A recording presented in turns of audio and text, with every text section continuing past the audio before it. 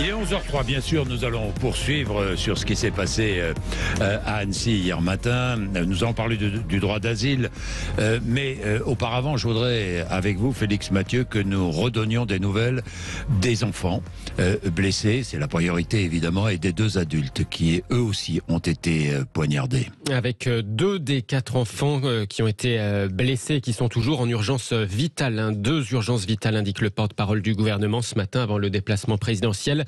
De ce que je sais, il y aurait encore 2 enfants considérés en urgence absolue, en urgence vitale, dit-il, précisant que des interventions chirurgicales ont été réalisées. 3 des petits blessés ont été transférés à Grenoble, le 4e à Genève en Suisse après avoir reçu des premiers soins à Annecy. Aucun mobile terroriste apparent, c'est ce que précise la justice. L'homme a passé la nuit évidemment en garde à vue, expertise psychiatrique ce matin. Nous en saurons donc un petit peu plus. Encore une fois, soyons extrêmement prudents. Je ne vais pas tomber dans les supputations ou les prévisions en tout genre. Ici, nous nous intéressons aux faits avant l'opinion. Il est 11h04, vous êtes sur Sud Radio. Je précise que cet homme au couteau est syrien, qu'il est arrivé en Suède en 2013, et il a vécu là-bas jusqu'à l'automne dernier, et à l'automne, il est venu en France, il a déposé une demande d'asile en novembre. Cette demande d'asile a été refusée dimanche dernier. Voici les faits. Nous allons entrer dans les faits. Nous allons réfléchir au droit d'asile, évidemment. Et nous allons parler aussi de récupération politique. Mais auparavant, je voudrais que nous appelions Aurel Guedj, qui est médecin spécialisé en médecine d'urgence. Aurel Guedj, bonjour. Bonjour Monsieur Bourdin, merci de l'invitation. Alors, je suis, pour parler du droit d'asile, je suis avec Vanessa Hedberg, qui est avocate spécialisée en droit des étrangers. Bonjour, merci d'être avec nous. Nous sommes avec Jean-Michel Fauvergue, qui est ancien député, ancien patron du RAID, auteur de Les Hommes en Noir, publié chez Plomb. Bonjour Jean-Michel Fauvergue. Bonjour, et Pierre Cordier, qui est député LR des Ardennes. Bonjour. Bonjour Jacques Bourdin. Merci d'être avec nous tous les trois. Je voudrais simplement que nous réfléchissions, avant de parler de l'assaillant, de parler du droit d'asile, je voudrais que nous réfléchissions sur le comportement des uns et des autres. Tout le monde a vu des vidéos, évidemment. On voit ces joggeurs qui courent, qui ne s'aperçoivent même pas de ce qui se passe à quelques mètres d'eux. Ces vidéos ont été prises par des riverains. Qu'aurions-nous fait ? Qu'aurions-nous fait si nous avions été sur place ? C'est la question que je me pose. Tiens, je vais... Aurel Guedj. Alors, oui, donc c'est une très bonne question que vous faites et je pense que c'est important de sensibiliser les gens à ce qu'il faut faire dans ce genre de cas. La première chose que vous soulignez, c'est quand on est face à une situation pareille, qu'est-ce qu'il faut faire ? Il faut transmettre l'information. Il faut d'abord appeler le 15 ou le 17 ou le 18. Il faut appeler un numéro d'urgence parce que ce qui va être fait, c'est qu'ensuite l'information va être transmise. Prenons cet exemple-là, les pompiers, enfin les policiers ont mis 4 minutes 10 à arriver après l'appel. Ce qui veut dire que si vous passez du temps à réfléchir ou si vous passez du temps à vous dire qu'est-ce que je fais sur place, etc., en fait, c'est une perte de chance pour le patient. C'est aussi une perte de chance pour récupérer l'agresseur. Donc il faut vraiment, le premier réflexe, c'est d'appeler un des numéros d'urgence, d'appeler le 15. Et pour tout ce qui va être manipulation médicale, secourisme, etc., vous allez être assisté. Puisque vous expliquez comment mettre un garrot, même si je venais à vous le faire, etc., vous débrouillez avec une ceinture, on serre, tout ça. Dans une situation de stress, c'est très compliqué d'arriver à connecter quand c'est quelque chose qu'on ne fait pas souvent. C'est compliqué. Bien sûr. Jean-Michel Fauvergue. Qu'aurions-nous fait ? On s'est tous posé la question, je vais vous dire. Oui. Tous, moi le premier, on s'est tous posé la question en regardant la vidéo. C'est la première question qu'on s'est posée. Après, pour répondre à cette question-là, Jean-Marc Bourdin, qui est une question très difficile, ça dépend du niveau que vous avez, des compétences que vous avez à titre particulier. Je rappelle que l'article 73 du Code de procédure pénale nous donne la possibilité d'agir en flagrant délit. Tout citoyen, tout individu. Citoyen peut agir, ce qu'a fait Henri, qu'on a vu. Henri qui était là, qui passait par là, qui faisait et qui est intervenu, qui a essayé, qui a réussi quand même à pousser l'assaillant à quitter l'aire de jeu. Après, le degré de l'intervention, on l'a entendu, Oui. peut aller du fait d'appeler les secours jusqu'au fait de porter secours après les coups, ou d'intervenir dans la mesure de ses moyens. Et les interventions qui ont été faites, en particulier en se protégeant avec des sacs à dos, en se protégeant avec le mobilier urbain, en essayant d'arrêter ce fou pour dans son action, pour qu'il s'arrête de poignarder des petits enfants, eh bien c'est toujours ça de gagner. Ça permet de ralentir son attaque et de laisser aux forces de l'ordre, les seuls spécialistes dans ce domaine-là, police municipale et police nationale, la possibilité d'intervenir. Alors qu'aurions-nous fait? On fait en fonction de ce qu'on peut faire et de ce qu'on sait faire. Bien sûr, de ce qu'on sait faire. Il avait un couteau dans la main, un opinel, je précise, parce que pour que chacun puisse savoir, les faits sont les faits. Un opinel, il avait un couteau dans la main, évidemment. Un homme avec un couteau, je ne sais pas, mais je vais vous donner la parole, Pierre Cordier. Mais Aurel Guedj, un homme avec un couteau, c'est pas évident de l'affronter. Alors, c'est pas évident de l'affronter, et puis même au niveau des plaies, vous vous rendez compte que on n'a pas le même rapport de taille. C'est-à-dire qu'un opinel qui va faire entre, je crois, 5 et 10 cm, c'est assez... Ça peut paraître plus petit que certaines autres armes, mais par rapport à un enfant, sa taille fait que malheureusement, les organes, vous avez beaucoup plus de chances de toucher des organes vitaux, d'en toucher plusieurs, et la létalité est beaucoup plus importante. Ce qui a été dit par contre qu'on peut quand même rajouter, c'est qu'évidemment on n'enlève pas un corps étranger. S'il y a une plaie par arme blanche, la personne laisse le couteau. N'enlevez surtout pas le couteau. Il faut le laisser en place puisque peut-être qu'il permet justement par sa position, il est peut-être en train de transpercer une artère et au moment où vous allez retirer le couteau, ça va saigner, le patient va se vider de son sang et il faut que ce soit fait en bloc opératoire. Donc surtout, appelez un numéro d'urgence, comme ça on vous expliquera. Mais surtout n'intervenez pas médicalement, quoi. N'essayez pas, je comprends. N'intervenez pas médicalement. La chose que vous pouvez faire en urgence, qui est assez simple, c'est que vous pouvez mettre évidemment un point ou mettre un point de pression. Vous pouvez prendre directement votre main sur la plaie pour appuyer, pour faire une compression, mais vraiment il faut transmettre l'information puisqu'on peut le voir, on a des services qui sont compétents. 4 minutes 10, le temps d'arrivée de la police pour sécuriser les lieux. Oui, 4 minutes 10. Oui, c'est extrêmement rapide. Aurel Guedj, merci dans tous les cas. Merci à vous, médecin spécialisé en médecine d'urgence. Pierre Cordier.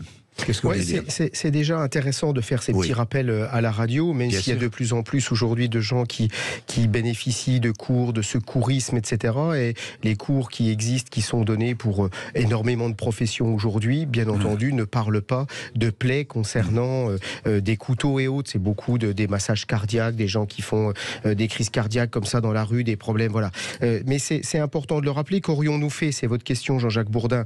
C'est sûr que quand on est un ancien du RAID, comme Jean-Michel Fauvergue, qui a la carrure qu'il a et l'expérience sportive et autres qu'il a, voilà, c'est pas pareil que quelqu'un qui peut avoir un certain âge et qui passe à côté, etc., qui n'a pas forcément la condition physique ou qui n'a pas fait de sport de combat et autres. Donc, en fait, c'est difficile de répondre à cette question. En tous les cas, il faut avoir beaucoup de courage et moi, je veux saluer le courage de cet homme qui est passé, qui a pris les choses en main.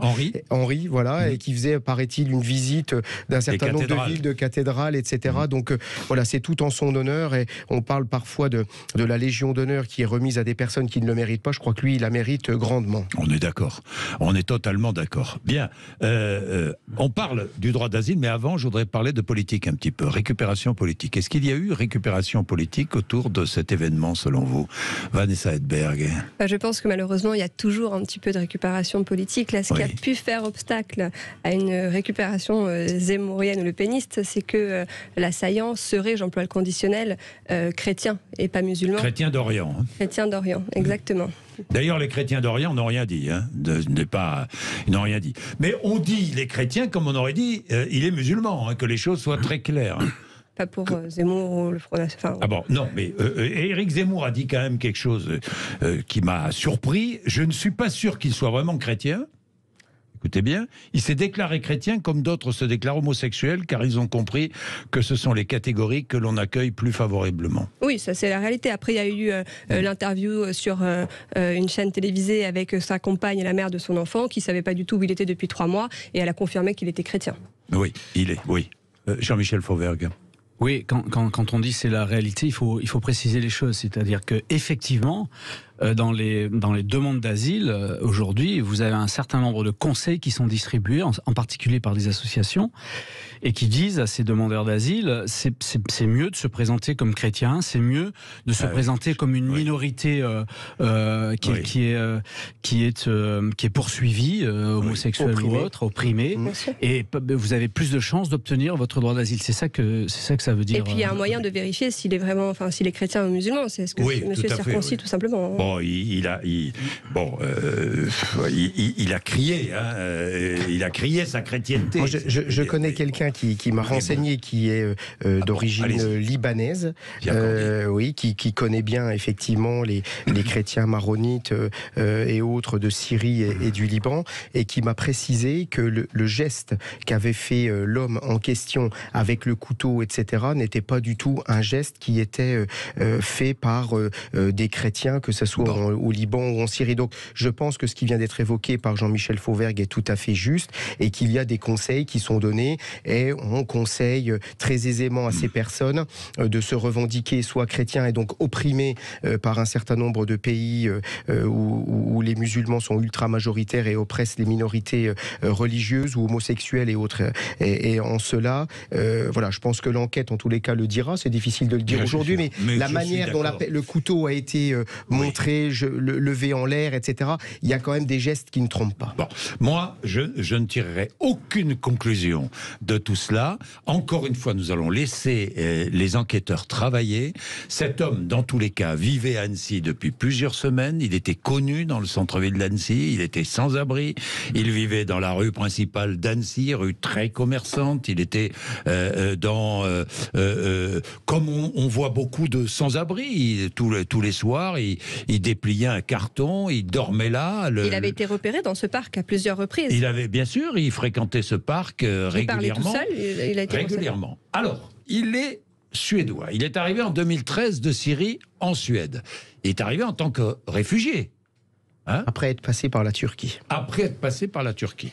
Et en arrivant comme réfugié sur le territoire européen, il est arrivé en Suède. Donc il est entré en Europe en Suède. C'est important de le préciser. Tout à fait. Et c'est donc en Suède qu'il a déposé une demande pour avoir ses papiers. Sa première demande. Un droit de séjour. C'est bien ça, Vanessa Hedberg ? Il aurait, encore une fois, j'emploie le conditionnel, il aurait déposé sa première demande en Suède. Donc effectivement, la règle, c'est quoi ? La règle, c'est quand un demandeur d'asile se présente pour la première fois dans un pays, normalement, le pays qui est compétent pour pouvoir examiner sa demande d'asile, c'est le premier pays dans lequel il s'est rendu. Oui. La seule règle qui passe avant ça, c'est s'il a de la famille dans un autre pays de l'Union européenne, voilà, et de la Suisse comprise. Ici, apparemment, effectivement, il a rencontré par la suite une compagne, il a eu un enfant, et quand il est arrivé, sa première demande a été faite en Suède. Attention. Et sa demande a été acceptée en Suède. Bien, et en Italie par la suite. Et en Italie. Nous allons déplier, si je veux dire, le curriculum, parcours, le CV, le parcours de cet homme, parce que c'est très important pour nous permettre ensuite d'ouvrir notre débat sur le droit d'asile en Europe. Il est 11h16. Bien, nous reprenons le fil du parcours de cet homme, de cet assaillant. Donc il est arrivé en Suède, il a déposé sa demande en Suède, il a été accepté. Encore une fois, il a fait sa vie en Suède. Enfin, il a commencé à faire sa vie. Je ne sais pas trop s'il travaillait ou pas. Enfin, sa compagne. Il a dans tous les cas une Suédoise, une compagne suédoise. Qu'il avait rencontrée quand même en Turquie. Rencontrée en Turquie. Elle a précisé, effectivement, dans une interview qu'on a quand même un petit peu de mal à comprendre, parce que les Suédoises, elles parlent anglais, mais bon voilà, qu'elle aurait rencontré cet homme en Turquie et qu'ils seraient tombés amoureux l'un de l'autre là-bas. C'est ce qu'elle a précisé dans son interview. Et ils ont eu 3 enfants. 3 enfants. 3 enfants. Bon, d'accord. Bon, vous voyez. Moi, j'avais un. Moi aussi. On a 3 enfants, Vanessa, très bien. Et chacun d'entre nous a cherché, évidemment. On a essayé de se documenter. Donc, il est arrivé en Suède. Pourquoi me dites-vous, Vanessa Hedberg, qu'il aurait pu aussi faire des demandes de statut de réfugié en Suisse ou en Italie ? Alors, la règle, encore une fois, c'est Oui. Le pays qui est responsable de l'examen de la demande d'asile, c'est le premier pays où le demandeur d'asile est arrivé. Ici, j'emploie le conditionnel, ça serait la Suède. Oui. Mais il y aurait aussi des demandes qui auraient été faites en Italie et en Suisse. Est-ce qu'on leur a aussi accordé ce statut de réfugié en Italie et en Suisse? À ce moment où on parle, je n'ai pas la réponse. Toujours est-il qu'il est important de préciser que selon le règlement Dublin, si effectivement la règle c'est... Dublin 3. Dublin 3, exactement, de 2013, tout à fait. La règle c'est le premier pays qui accueille le demandeur d'asile doit procéder à l'examen de la demande. L'exception, c'est s'il a de la famille dans un autre pays. Et ensuite, très important, il existe la clause de souveraineté où un pays peut tout à fait accorder le statut de réfugié à quelqu'un qui l'a déjà dans un autre pays de l'Union européenne s'il le souhaite, pour des raisons humanitaires ou pas. Ça ne fait pas lieu à interprétation et c'est clairement écrit dans le règlement Dublin 3. Bon, alors, dans le règlement du Dublin 3, il est en Suède, il a, en toute légalité, je le précise, il a voyagé en Europe parce qu'il peut voyager en Europe en toute légalité. Attention, quand j'ai un titre de séjour d'un pays membre de l'Union européenne, je peux tout à fait voyager dans l'espace Schengen pendant une durée de 90 jours au plus. Ah, au plus 90 jours. Tout à fait, là c'est pas le cas. Donc il a voyagé irrégulièrement. Attention, ici, il a fait sa demande d'asile en France le 28 novembre 2022. Oui. Quand on fait une demande d'asile en France, pendant le mois d'examen pendant la durée d'examen de la demande, on a tout à fait la possibilité de rester sur le territoire. D'accord. Voilà. Bon, mais pardon, mais vous me disiez, il était en Suède. Et finalement, il n'avait pas le droit de voyager en Europe. Il n'avait pas le droit donc il a voyagé illégalement. Il est entré légalement. Il est entré illégalement en France. Il est rentré légalement en France puisqu'il ne pouvait y rester que 3 mois. Exactement. Quand on a un titre de séjour, même réfugié dans un pays de l'Union européenne, on peut voyager pendant 90 jours dans un pays de l'Union européenne. Mais il séjournait au plus que 90 jours. Ah, d'accord. Sauf que pendant cette période-là, exactement. Pendant cette période-là, il a formulé une demande d'asile qui génère un nouveau droit, qui est la possibilité de rester sur le territoire pendant l'examen de la demande. Ça pose problème, non ça, ou pas Jean-Michel Fauvergue. On n'y comprend rien, vous êtes d'accord avec nous on n'y comprend rien, on essaie. En fait, en réalité, c'est ça qu'il faut changer. Les faits, comprendre, comprendre, ça nous permet de réfléchir. En fait, en réalité, c'est ça qu'il faut changer. Il faut que ça soit beaucoup plus simple. Quand vous avez un étranger qui bénéficie du statut de réfugié, du droit d'asile sur un des pays membres de l'Union européenne, plus la Suisse, on parle de la Suisse parce qu'elle est dans Schengen, dans l'espace Schengen. Eh bien, cet étranger-là, d'une manière générale, sauf exception qu'a décrit Vanessa à ce micro, cet étranger-là ne peut pas déposer sauf exception, d'autres demandes dans d'autres pays. Et mais il faut savoir aussi que quand on dépose une demande dans un autre pays, on a en même temps les droits financiers qui vont avec aussi. Donc il y a quand même aussi derrière ça Vous pensez qu'il est venu en France en sachant qu'il allait bénéficier, en ayant déposé une demande d'asile, qu'il allait bénéficier des droits qui vont avec? Non, je dis tout simplement que... Il n'est pas impossible. Je dis tout simplement qu'il est parti de Suède parce qu'il s'est séparé de son épouse, il me semble, et qu'à un certain moment, lui voulait rester sur le territoire européen, donc il a déposé d'autres demandes d'asile et il a récupéré les droits qui allaient avec. Alors je ne dis pas qu'il a fait ça pour les droits, mais il les a récupérés d'une manière générale. En tout cas, il y a un élément qui est aussi très important, c'est que quand un réfugié fait une demande d'asile dans un pays de l'Union européenne, on relève ses empreintes sur le fichier de base Eurodac. Voilà, exactement. C'est un fichier européen, ça. Commun, exactement, à tous les pays européens. On a toutes les empreintes de ceux qui ont déposé des demandes d'asile. Et d'ailleurs, la jurisprudence est constante sur le sujet et très claire. En général, quand il y a lieu à interprétation sur le premier lieu d'entrée sur l'espace Schengen, en général, c'est le relevé d'empreinte qui est retenu. Bon. Sur des bornes Eurodac. Mais non, mais c'est très intéressant. Il a choisi la France. Ouais. Et alors, pour quelle raison a-t-il choisi la France? C'est l'une des questions qu'on doit se poser, que j'imagine des enquêteurs vont lui poser. Moi, je serais enquêteur, c'est la première question, une des premières questions. C'est vrai que par rapport à ce qui vient d'être dit, et c'est intéressant d'une part de voir le parcours et de faire un état des lieux juridique. Bien sûr. Et c'est très intéressant effectivement d'entendre votre avis aussi en tant qu'avocate, puisque vous êtes amené à avoir des des cas concrets dans le cas de votre cabinet. Simplement, je pense que pour rebondir sur les propos de Jean-Michel Fauvergue, on n'y comprend pas grand-chose. Si on comprend les choses, c'est finalement relativement simple, mais je pense qu'il faut clairement aujourd'hui, Jean-Jacques Bourdin, et ça c'est le rôle du politique, de changer les règles, parce que déplorer une situation, c'est bien, mais le rôle du politique aujourd'hui, c'est d'agir. Alors, quelle que soit sa sensibilité. Ou pas les règles, nous allons voir le débat. Je pense que Vanessa Hedberg ne sera pas tout à fait d'accord, mais forcément, elle est avocate. Tant mieux, le débat. Tant mieux, elle est avocate spécialisée en droit des étrangers, donc évidemment, elle va défendre les droits des étrangers. On va parler de cela, mais je voudrais terminer le parcours de cet homme, parce que ça nous permet de poser toutes les questions que nous allons poser ensuite et sur lesquelles nous allons débattre. Deuxième chose, il dépose donc sa demande le 22 novembre dernier, 28 novembre 2022. 28 novembre 2022. Le 28 novembre 2022, il dépose sa demande et le 4, donc dimanche dernier. Donc 7 mois plus tard. Donc la décision n'a pas été rendue dans les 6 mois et il est possible de proroger de ce délai à nouveau de 6 mois. Là, ça n'a pas été le cas. Voilà, donc il apprend ça dimanche dernier. Il apprend ça. La décision aurait été prise le 4. Oui. Ça ne veut pas dire que la décision lui a été notifiée. Je ne sais pas. Mais ça, c'est très important parce que peut-être que la notification de la décision l'a entraîné dans cette folie. C'est matériellement pas possible. On ne rend pas une décision le 4, on la reçoit le 8. C'est matériellement pas possible. Le 4, c'était un dimanche, Jean-Jacques Bourdin. Oui, donc je me pose la question de la manière dont on notifie un dimanche une décision pour un sans domicile fixe qui, par définition, n'a pas d'adresse. Peut-être qu'il a été prévenu par la préfecture. Ouais, enfin, moi, je reste quand même relativement sceptique sur ce type de procédure, parce que là on voit bien qu'en fait on est dans la 4e dimension. Il y a un type qui est dans la rue, qui n'a pas de domicile fixe, à qui on notifie un dimanche le fait que sa demande d'asile ne soit pas acceptée.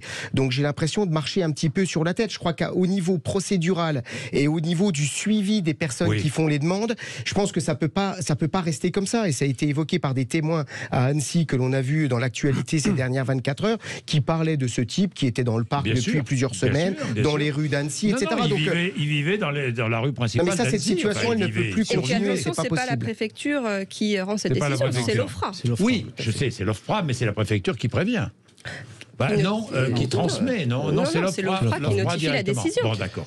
Bon, attendez, je vais vous donner la parole, Jean-Michel Fauvergue, mais il est déjà 11h28, donc ça passe vite le temps. Il faut observer une petite page de pub et on se retrouve. Bien, cet homme, cet assaillant, vivait donc dans la rue à Annecy. Bien, il vivait dans la rue, il avait déposé sa demande d'asile qui, encore une fois, a été refusée. Nous expliquerons pourquoi elle a été refusée, c'est intéressant. Avec cette demande, en déposant sa demande, il bénéficiait d'aide. On est bien d'accord. Comment s'appelle cette aide? L'ADA. Ça veut dire quoi? Ça veut dire allocation aux demandeurs d'asile. Droit d'asile. Combien, Vanessa? Alors, c'était 421 € par mois en tout. Bon. Plus le logement. Plus le logement. Donc, la France est un pays généreux. Très généreux. Un des plus généreux d'Europe. Oui. Bon. C'était peut-être, je ne vais pas dire que c'était la raison pour laquelle il est venu en France, mais c'était peut-être l'une des raisons, en tout cas. Peut-être l'une des raisons. Donc, pourquoi est-ce qu'on lui a refusé ce droit d'asile ? Pourquoi est-ce que l'OFPRA a dit non? Moi, j'ai pas lu la décision de l'OFPRA, je suis incapable de vous donner la réponse. Jean-Michel Fauvergue. Mais moi, Jean-Pierre Bourdin, je me poserai pas la question. Bourdin. Pardon, excusez-moi. C'est pas grave, Jean-Michel. Excusez-moi, Jean-Jacques, je fais des confusions, ça doit être lâche. Jean-Jacques Bourdin, moi, je me poserai pas la question dans ce sens-là. Moi, la question que je me pose, c'est comment se fait-il qu'un individu qui bénéficie du droit d'asile vient sur le territoire national, demande l'asile, et que justement, avec les instruments qu'a l'Europe, c'est-à-dire le fichier Eurodac et la machine Eurodac, c'est à la fois une machine et un fichier dans lequel on met ses empreintes. Comment se fait-il que on n'ait pas une réponse immédiate? Comment se fait-il qu'avec le système intra-Schengen, qui est un fichier particulier pour ça, qui sert à ça justement, comment se fait-il qu'on ne sache pas immédiatement que ce gars-là est déjà en droit d'asile dans un autre pays? Il n'aurait pas dû être en libre circulation. Non, c'est faux, parce qu'encore une fois, selon le règlement Dublin, c'est ce que je vous expliquais tout à l'heure, il y a la clause de souveraineté qui ne fait absolument pas lieu à interprétation, qui est très claire. Même s'il bénéficie du droit d'asile dans un autre pays, un pays peut tout à fait discrétionnairement... Il faut changer cela. Oui. Il faut changer. Ça, c'est pas au niveau national, c'est au niveau européen. On est bien d'accord. Et attention, on est aussi lié à la Convention de New York et à la Convention de Genève, qui prévoit aussi ces dispositions. Alors Marine Le Pen dit qu'il faut remettre en cause la libre circulation au sein de l'espace Schengen de personnes qui n'ont pas la nationalité des pays de cet espace. Mais du coup, ça les contraint à rester dans un pays, dans un seul pays. C'est-à-dire que si demain j'ai un titre de séjour, je suis réfugié en Suède, je peux voyager de nulle part. En France, c'est quand même spécial de priver de liberté de circulation. Oui, mais je pense qu'il faut quand même renforcer les contrôles. Oui. Déjà, Marine Le Pen n'a pas le monopole des solutions à apporter à ces questions. Tout le monde a, dans sa famille politique, moi je suis aux Républicains, des propositions aussi à faire dans ce domaine. Ce que je veux dire, c'est qu'on ne peut pas rester dans la situation dans laquelle on est aujourd'hui. Et c'est vrai qu'il y a une dimension franco-française, mais qui est aussi une dimension européenne, voire internationale, avec les conventions, madame, que vous avez rappelées tout à l'heure. Donc, il ne faut pas s'imaginer non plus que il y a qu'à Faucon, parce que si demain, il y a une loi qui n'est pas conforme à un certain nombre de dispositions internationales, tout le monde sait qu'avec la hiérarchie des normes, la loi ne pourra pas être appliquée et promulguée. Donc, à un moment, il faut aussi... On peut tenir des discours pour faire plaisir à vos auditeurs, Jean-Jacques Bourdin, et puis il y a aussi la réalité des choses. Et quand on est dans une situation comme on est là aujourd'hui, avec la passion qu'il y a autour et l'émotion qu'il y a autour de ces tentatives d'assassinat auprès de jeunes comme ça, mais tout le monde dit un peu tout et n'importe quoi. Donc il faut avoir raison gardée. D'ailleurs, la passion et la raison sont deux notions qui ne se marient pas. Et je pense qu'il faut proposer, bien entendu, des solutions qui soient conformes au droit. S'il faut changer le droit, pas de problème. Si au niveau européen, il faut passer à une autre dimension, pas de problème. Il faut avoir une forme de courage politique. Il faut dire aussi les choses. Mais je pense qu'aujourd'hui, avec ce qui vient de se passer, nos compatriotes sont très en colère et qu'il va falloir apporter des réponses concrètes et rapidement. Alors, oui, je suis d'accord, mais je me pose des questions quand même, et je pense qu'il faut les poser. Voilà un homme qui était en situation régulière en Suède, qui a quitté la Suède pour venir en France. Pour quelles raisons ? Nous avons peut-être trouvé la raison, mais peut-être pas, encore une fois. Pour quelle raison est-il venu en France ? Devait-il, en arrivant en France, en attente de la réponse à sa demande d'asile, devait-il être aidé ? Alors, en tout cas, moi, je voudrais quand même rebondir sur ce que monsieur le député a dit, parce que, pardonnez-moi, mais je ne suis pas du tout d'accord. Il faut quand même rappeler, c'est quoi le droit d'asile ? Le droit d'asile, c'est une protection internationale, parce qu'on a été persécuté dans son pays, parce qu'on risque notre vie dans son pays. Moi, les raisonnements en induction, je n'aime pas ça du tout. Si demain, vous devez fuir votre pays parce que vous êtes persécuté, parce que vous devez sauver votre vie, celle de votre famille, et que vous reconstruisez... Laissez-moi finir, je vous ai pas interrompu. Et que vous reconstruisez votre vie ailleurs, dans un tierce pays, quel qu'il soit, comment est-ce que je pourrais vous empêcher de voyager avec votre famille, d'aller visiter des tierces pays si vous travaillez ? Comment est-ce que cela est possible ? À partir du moment où on vous donne le statut de réfugié, on ne peut pas vous emprisonner dans un seul et même pays. Et de toute façon, c'est absolument interdit. Ça, c'est la directive retour. Vous, madame, de pouvoir donner... Vous êtes avocate, moi je fais de la politique. Je voudrais juste terminer ma phrase. Non mais oui, mais c'est parce que vous parliez aussi longtemps. Donc permettez-moi de vous dire que moi non plus, je ne suis pas d'accord avec vous et que les hommes politiques, aujourd'hui, Jean-Michel Fauvergue a été député et il sait ce qu'il en est là-dessus, sont là pour changer les choses si ça ne convient pas. Alors, donc vous faites un état du droit au jour d'aujourd'hui. Moi, je vous dis que la situation ne peut plus continuer comme ça. Et moi, je pense aussi qu'il faudrait concrètement que les demandes soient faites auprès des consulats ou des ambassades dans les pays en question. C'est-à-dire que plutôt que le Syrien passe par la Turquie, aille en Suède et fasse sa demande en Suède ou dans un autre pays de l'UE avec la Suisse, ça a été rappelé tout à l'heure, qu'il y ait une démarche qui soit faite auprès... Dans son pays ? Dans le consulat de français en Syrie ? Vous savez, mais c'est pas possible. Ou à l'ambassade. Ça n'existe pas. Ah bon, ça n'existe pas. Dans les pays en guerre, pardonnez-moi, et une guerre. Il y a toujours une représentation française en Syrie, madame. Mais les demandes de visa restent généralement sans réponse. Quand on doit fuir, quand on est persécuté, vous pensez sincèrement qu'on a le temps de faire des démarches administratives ? Vous êtes avocate, vous défendez ça. Moi, je suis un homme politique et je vous dis que le politique, il est là pour changer les choses. Je suis d'accord. Jean-Michel Fauvergue ? Oui, deux choses. D'abord, on a aujourd'hui... en France, mais dans d'autres pays européens aussi, 130 000 demandes, grosso modo, par an de demandes d'asile. Ça a été multiplié par à peu près 5 depuis plusieurs années. Et la problématique, c'est que les demandes de droit d'asile, on met à peu près 14 à 15 mois en France pour les étudier, ce qui fait qu'au bout de 14-15 mois, quand on rend un avis qui est contraire à l'asile, eh bien l'individu reste toujours sur le territoire national. C'est un vrai Ce problème. qui fait que la demande d'asile, c'est le premier courant d'immigration clandestine qu'on a en France. Hein. Ça, c'est la première chose. La deuxième chose, je l'ai oublié, donc je vais vous laisser la parole.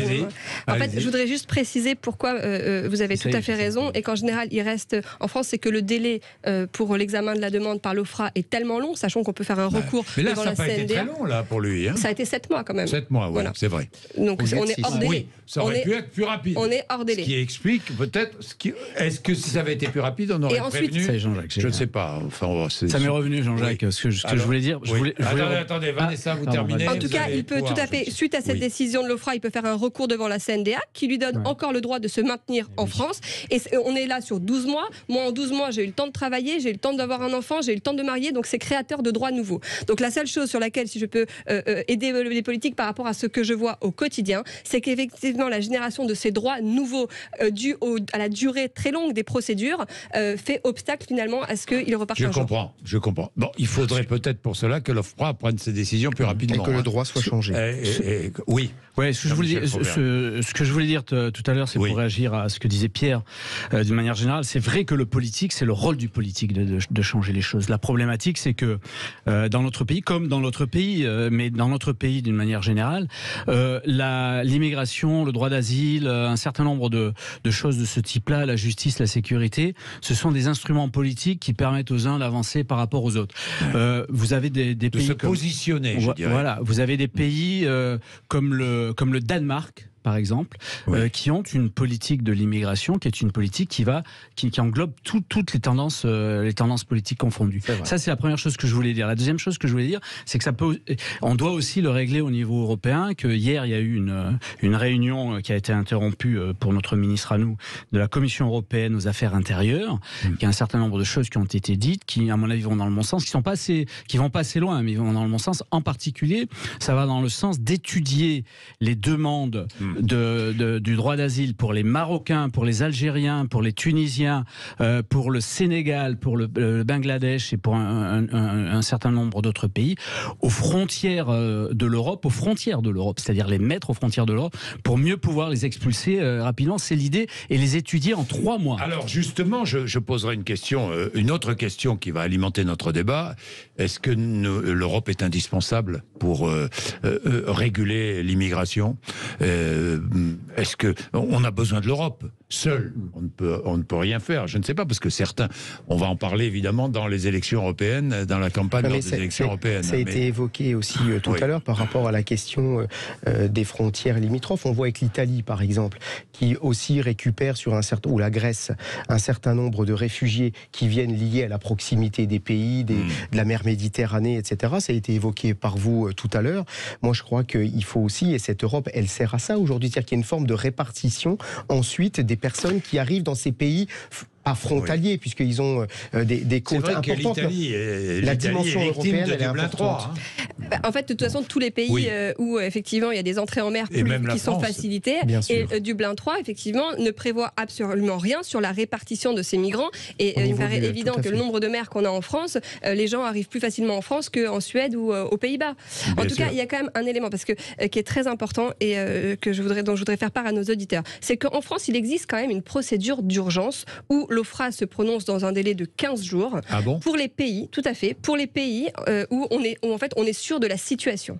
Ici, la Syrie, je veux dire, personne ne doute sur la situation actuelle en Syrie. Donc, ça n'a pas été le cas. Il a peut-être été mal conseillé par l'association, mais il aurait tout à fait pu avoir recours à cette procédure, ou peut-être ne l'a-t-il pas fait intentionnellement. Ne l'a-t-il pas voulu peut-être. Donc voilà. Donc, cette procédure qui existe, peut-être devrait-elle être automatisée pour les pays où le conflit est avéré, où il n'y a pas de doute sur le contexte actuel. Parce que je tiens aussi à préciser que si j'obtiens très facilement des régularisation par le travail et le regroupement familial, étonnamment, les demandes d'asile, c'est 1 sur 10 que j'arrive à obtenir.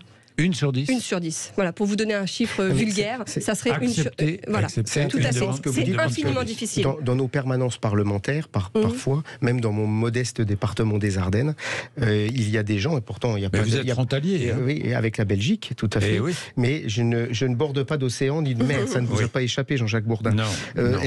Et en réalité, on a parfois des personnes qui viennent nous voir pour nous dire, voilà, réfugiés politiques, etc. Donc tout de suite, moi je m'intéresse à la situation politique du pays. Est-ce qu'il y a une oppression dans ce pays? Est-ce que c'est une dictature? Est-ce qu'on persécute les gens pour leur religion ou leur orientation sexuelle et autres? Parce qu'aujourd'hui, c'est devenu aussi cette notion d'asile, la bonne voie pour rentrer finalement plus facilement. Donc il y a des gens qui disent, ah ben asile politique. Mais j'attendais, dans votre pays, il n'y a pas de problème particulier. Enfin, c'est pas forcément de grande démocratie comme nous on le conçoit en Occident, mais il n'y a pas d'oppression non plus particulière dans ces pays. Donc il y a des personnes qui savent comment faire pour essayer de se glisser dans la brèche. Alors, je vais vous poser une autre question. Comme le disait, excusez-moi Jean-Jacques Bourdin, et comme le disait Michel Rocard, qui n'est pas de mon obédience politique, la France ne peut pas accueillir toute la misère du monde non plus, parce que pour assimiler les gens, pour assimiler les gens et que l'intégration se passe bien, il faut faire en sorte également qu'il n'y ait pas forcément trop de personnes qui viennent sur le territoire national. Restreindre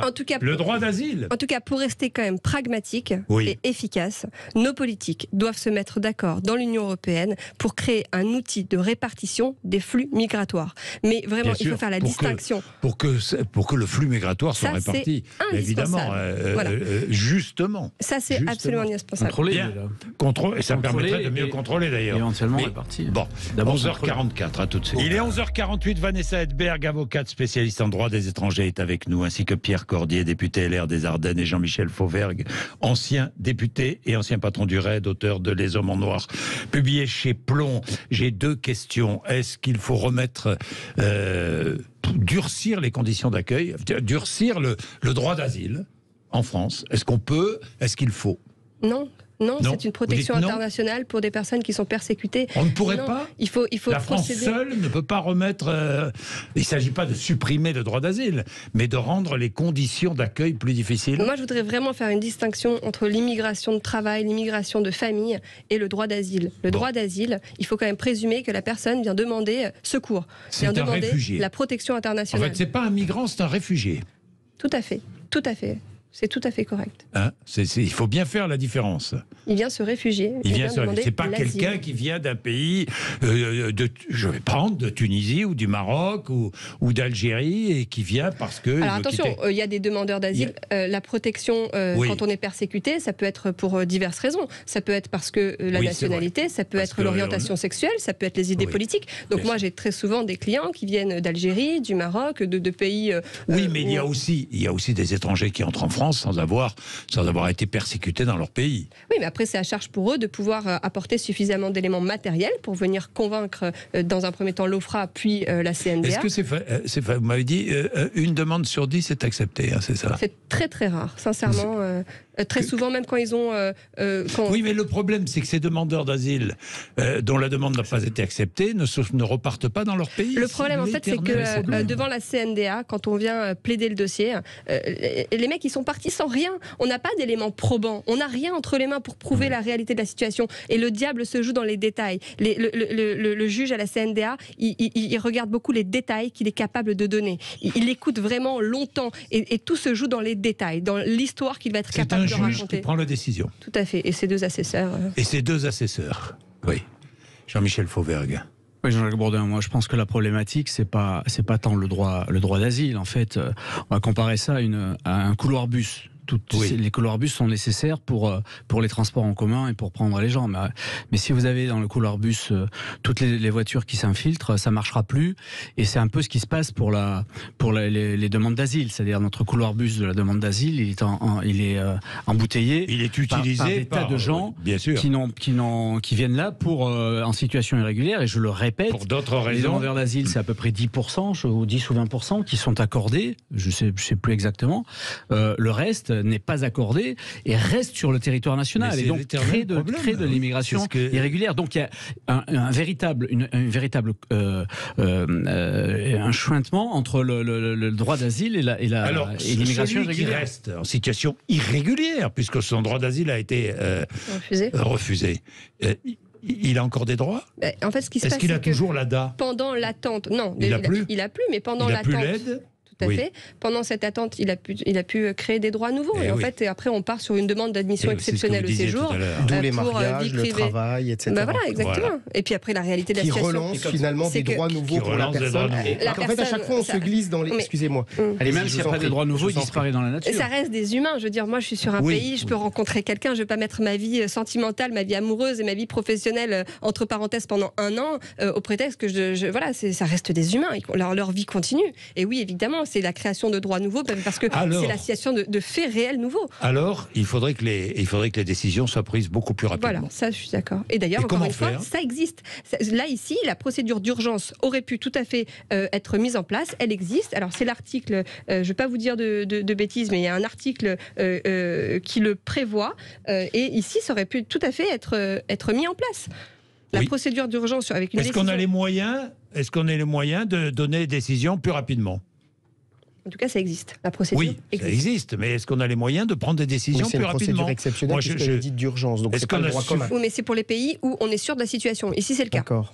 Voilà. Donc elle aurait tout à fait... Sur la Syrie. On voit clairement qu'il y a aussi, j'entends ce que vous dites sur l'aspect humain, madame, et il est très important, bien sûr, mais on sait aussi que l'humain n'est pas toujours très honnête. Et qu'en réalité, il n'y a pas une présomption de malhonnêteté sur les gens. Non, je dis pas ça. Je dis pas ça. Mais je rebondis sur la question de Jean-Jacques Bourdin sur les droits nouveaux. Ce qui est bizarre, c'est que quand il y a des droits qui s'éteignent, on trouve toujours un élément pour en avoir de nouveaux. Alors effectivement, on tombe amoureux, voilà, on trouve un boulot super, pas de problème. Mais à un moment ou à un autre, parfois l'employeur a besoin. Hein. Non, mais c'est ce qu'on a évoqué pendant des années, les mariages blancs. On n'en parle plus de tout ça, les mariages blancs. Voilà, on parle plus de tout ça. Mais à un moment ou à un autre, moi j'entends ce qui est dit, mais le statu quo, et d'ailleurs ça a été évoqué par Jean-Michel Fauvergue tout à l'heure au niveau de l'UE, de l'Union européenne, mais ça va être sur le bureau de l'Assemblée nationale et du Sénat aussi prochainement, avec ce texte qui va sortir, qui vienne de Gérald Darmanin ou que ça vienne des Républicains ou d'autres. En tous les cas, on aura chacune et chacun la possibilité de voir ce qu'il y a dans le texte, exactement. Mais il n'en demeure pas moins que la situation ne peut pas rester telle qu'elle est aujourd'hui. Mais je dis aussi, attention, dis aussi, Jean-Jacques Bourdin, attention de ne pas surréagir par rapport à cette situation qui reste dramatique, scandaleuse et écœurante. Il faut faire attention, je l'évoquais tout à l'heure, avec la raison et la passion. Quand on est dans une situation telle que l'on vit aujourd'hui, il faut aussi faire très attention. Et on voit bien qu'en France, quand on légifère par rapport à l'émotion et qu'il y a des textes qui sont votés par rapport à l'émotion, c'est pas forcément les meilleurs textes non plus qu'il y a dans notre pays. Et c'est vrai dans le reste du monde d'ailleurs. En tout cas, moi, si je peux donner une idée, sincèrement. Une idée, allez-y. Voilà. Si je peux donner une Vanessa, idée. Vous devriez être auditionné à l'Assemblée nationale et par le ministère. Non, mais c'est vrai. En tout cas, si je peux donner une idée, je pense qu'au lieu de proposer une allocation, voilà, et puis beaucoup de nos auditeurs seront d'accord, on pourrait leur proposer un travail avec une autorisation de travail temporaire. Parce que quand on est dans la rue à rien faire, on plonge dans la dépression. Au moins, ils toucheraient de l'argent en faisant quelque chose. Donc ça, c'est 6 mois, ils ont le droit. Les demandeurs d'asile. Oui, mais dès qu'ils arrivent, je suis désolée, il y a suffisamment de postes vacants pour pouvoir faire en sorte qu'on leur propose un travail, qu'on sache où ils sont la journée, ce qu'ils font, qui gagnent leur vie, qu'ils vivent dignement, voilà, qu'ils ne sombrent pas dans des délires paranoïaques. Et ils ne seraient pas dans la rue sans abri. Exactement. Donc ça, c'est une vraie idée. Ça, c'est une vraie idée. Leur autorisation de travail automatique avec un lien direct avec Pôle emploi pour voir sur des missions ponctuelles, intérim, pourquoi pas, voir ce qu'ils pourraient faire pendant la durée de l'examen de leur demande. Et on supprime l'allocation. C'est très intéressant, mais est-ce que le droit international nous le permet? Parce qu'on parle d'allocation dans le droit international, on ne parle pas de travail. Je signale aussi que les demandeurs d'asile, au bout de 6 mois, peuvent travailler au bout de 6 mois. Quand vous appelez droit international, pour être plus précis, On parle de quoi exactement? On parle de la directive retour qui prévoit qu'on peut pas avoir, en fait, un étranger ne peut pas avoir finalement moins de droits. Je suis moins spécialiste que vous dans ce domaine-là, mais l'allocation, elle est prévue par des textes et elle est obligatoire. Après, le montant de l'allocation, de l'ADA, je parle. Oui. Le montant de l'allocation, on l'a vu, est très généreux en France. On peut aussi peut-être se poser la question de savoir si on continue à être généreux de cette manière. C'est pas le montant qui compte, c'est savoir si on la verse ou pas. Si, parce que ça attire aussi. Maintenant, la proposition que vous faites est effectivement une proposition intéressante. Bien, merci à tous les trois. Je suis obligé d'interrompre, c'est passionnant, mais bon, il est 11h56. Donc, merci à tous les trois d'être venus. Vanessa Hedberg, Pierre Cordier, Jean-Michel Fauvergue, merci beaucoup. Il est 11h57. Vous êtes sur Sud Radio.